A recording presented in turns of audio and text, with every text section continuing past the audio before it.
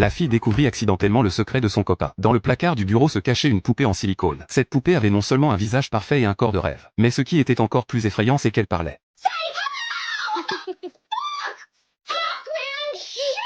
La poupée dit qu'elle s'appelait Barbara, et qu'elle n'avait pas pris de bain depuis plusieurs années. Elle demanda à Sophie de l'aider à prendre un bon bain. Sophie sans trop réfléchir l'emmena dans la salle de bain. En regardant le corps de Barbara, Sophie se perdit dans ses pensées. Était-elle moins bien qu'une simple poupée? C'est alors que Sophie reçut un appel. Son agent la pressait de publier son prochain chapitre, car Sophie était romancière, et était en train de publier un nouveau roman. Cet appel imprévu la prit complètement par surprise.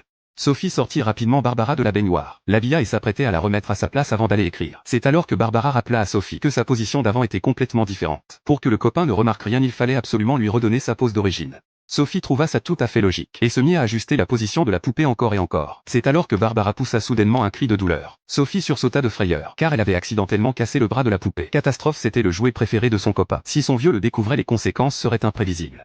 Barbara de son côté ajoutait de l'huile sur le feu, comme si elle voulait que ça se sache. Sophie décida d'emmener Barbara au marché aux poupées, pour voir si on pouvait réparer les dégâts. Elle arrivait rapidement au plus grand marché aux poupées de la ville. Il y avait des poupées de tout style partout, gonflables électriques de tout genre, mais le propriétaire était introuvable. Sophie appela longtemps avant de réussir à faire sortir le patron. Ce qu'il faisait à l'intérieur on vous laisse imaginer.